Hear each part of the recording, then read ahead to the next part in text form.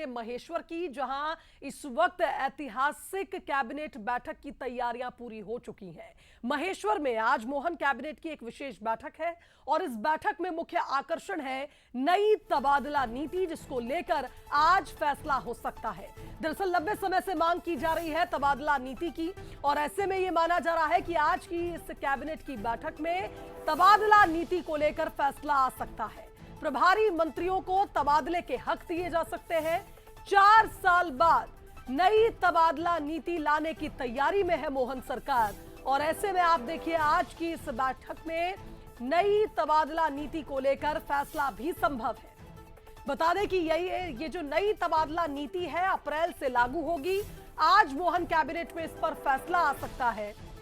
और आपको बता दें कि लंबे समय से जो तबादले रुके हुए हैं, नई तबादला नीति लागू होने पर ही उन तबादलों पर लगे स्टे को खत्म किया जाएगा। प्रभारी मंत्रियों को तबादले का हक भी दिया जा सकता है अगर इस नई तबादला नीति में इस पॉइंट का जिक्र होता है। फिलहाल आज इस पर फैसला आना ऐसा संभावित है। महेश्वर में सरकार कई बड़े फैसले आज ले सकती है। माहिल्या की आज की 300वीं जयंती के अवसर पर होने वाली कैबिनेट सार्थक होगी। हम अपने प्रदेश की बेहतरी के लिए जो जो हो सकता है वो सब करने की तरफ बढ़ेंगे। और खासकर मैं आज के इस अवसर पर इतना ही कहना चाहूँगा कि ये बाबा साहब अम्बेडकर की जन्म स्थान वाला प्रदेश है, इसलिए बाबा साहब अम्बेडकर ने जो समानता सह अस्तित्व की भावना के संदेश दिए, उस भावना के आधार पर प्रदेश बेहतर से बेहतर करने जा रहा है। कांग्रेस कुछ भी नाटक करे तो कांग्रेस को ये जनता सब अच्छे से जानती है। तो चलिए अब आपको बताएंगे कि नई तबादला नीति 2025 आखिर कैसी होगी, इसमें किन बिंदुओं पर मुख्य रूप से आकर्षण रहेगा। नई नीति में मंत्रियों और प्रभारी मंत्रियों को विशेष अधिकार मिल सकते हैं। खाली पदों पर आवश्यकता अनुसार तबादले भी हो सकते हैं। किसी भी कैडर में 20% से अधिक तबादले नहीं किए जा सकेंगे। बड़े कैडर में सीमा घटकर 5% तक भी आ सकती है। वहीं कोर्ट के आदेश, दिव्यांगता, बीमारी जैसे मामले में कभी भी तबादला हो सकता है।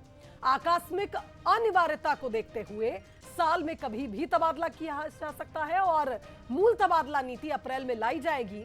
लेकिन जब तक ये नई नीति लागू नहीं होती तब तक तबादलों पर रोक लगी हुई है, और नई नीति के आने के बाद ही तबादलों पर रोक हटेगी। तो नई तबादला नीति कैसी हो सकती है, कुछ बिंदु हमने आपको बताए हैं, जिसमें मंत्रियों को और प्रभारी मंत्रियों को विशेष अधिकार दिए जा सकते हैं, और बड़े कैडर में 5% तक भी सीमा रखी जा सकती है तबादले किए जाने को लेकर। खाली पदों पर आवश्यकता अनुसार कभी भी तबादले हो सकते हैं। ये नई नीति में लागू हो सकता है। चलिए हमारे साथ संवाददाता पीयूष लाइव जुड़ रहे हैं, इस खबर पर उनका रुख कर लेते हैं। पीयूष, इस वक्त महेश्वर में आप मौजूद हैं।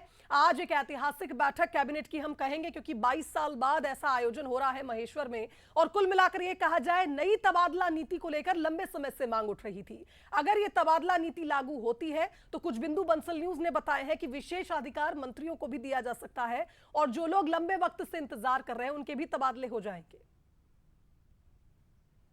देखिए बिल्कुल शुभांगी, जिस तरीके से आज महेश्वर में मोहन कैबिनेट की ये बैठक बहुत काफी अहम मानी जा रही है, और अगर प्रस्तावों की बात करें तो जैसा आपने कहा है कि तबादला नीति बहुत ही महत्वपूर्ण कहने का निर्णय होगा, क्योंकि मध्य प्रदेश में 2021 से तबादला नीति में कोई संशोधन नहीं हुआ है, और यही वजह है कि तमाम जो अधिकारी कर्मचारी हैं वे कहीं न कहीं यहाँ पर इस संशोधन का इंतजार कर रहे हैं। लेकिन आज ये कहा जा रहा है कि आज कैबिनेट में इसको लेकर प्रस्ताव लाया जाएगा और इस पर अंतिम मुहर लगेगी, क्योंकि जिस तरीके से हम देख रहे हैं लंबे समय से न सिर्फ जो बड़े पदों पर बैठे अधिकारी हैं वे इस मुद्दे को लेकर लगातार सरकार से संवाद भी कर रहे हैं, और इसके साथ में तबादलों को लेकर जिस तरीके की पेचीदगी अब तक 2021 के बाद से देखने को मिली है उन पर भी कहीं न कहीं यहाँ पर विराम लग सकता है। लेकिन आप देखें किस तरीके से आज की ये बैठक है महेश्वर में, खासतौर पर डेस्टिनेशन बैठक के तौर पर भी इसे देखा जा रहा है।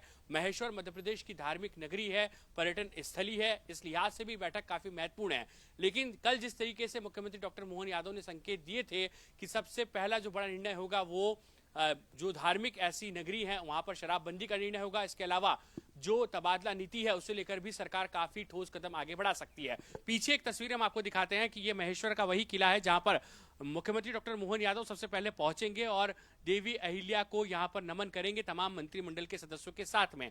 ये देवी अहिल्याबाई होलकर का वो किला जहां पर उन्होंने लंबे समय तक शासन किया, यानी कि वे राजधानी के रूप में कहीं न कहीं यहां पर प्रशासन संभालती रही और यहीं से महेश्वर से इन ऐतिहासिक निर्णयों पर आज सरकार मोहर लगाने के लिए तैयार है। तो कुल मिलाकर नजरें रहेंगी कि आखिर नई तबादला नीति में क्या कुछ होने जा रहा है, क्योंकि हम लोग देख रहे हैं लंबे समय से तमाम जो राज्य शासन के अधिकारी कर्मचारी हैं उन्हें इस तबादला नीति का इंतजार है। तो कुल मिलाकर आज इन तमाम निर्णयों के बीच में मध्य प्रदेश की ये नई तबादला नीति क्या होगी और क्या कुछ सौगातें कहीं न कहीं यहाँ पर राज्य सरकार के इन तमाम कर्मचारियों को मिलने वाली है। आप पीछे एक शुभांगी की तस्वीरें देखिए, तमाम जो मंत्रिमंडल के सदस्य हैं उनका काफिला लगातार महेश्वर के इस किले की तरफ आगे बढ़ता हुआ और कुछ ही देर में मुख्यमंत्री डॉक्टर मोहन यादव यहां पर पहुंचेंगे। हम लंबे समय से जो है वो बातें कर रहे थे कि महेश्वर में जो बैठक होगी वो ऐतिहासिक बैठक होगी, क्योंकि डेस्टिनेशन बैठक के तौर पर ये पहली बैठक है और भोपाल से बाहर तीसरी बार कहीं न कहीं यहाँ पर मोहन सरकार निकलकर बाहर बैठक करने जा रही है, जिसमें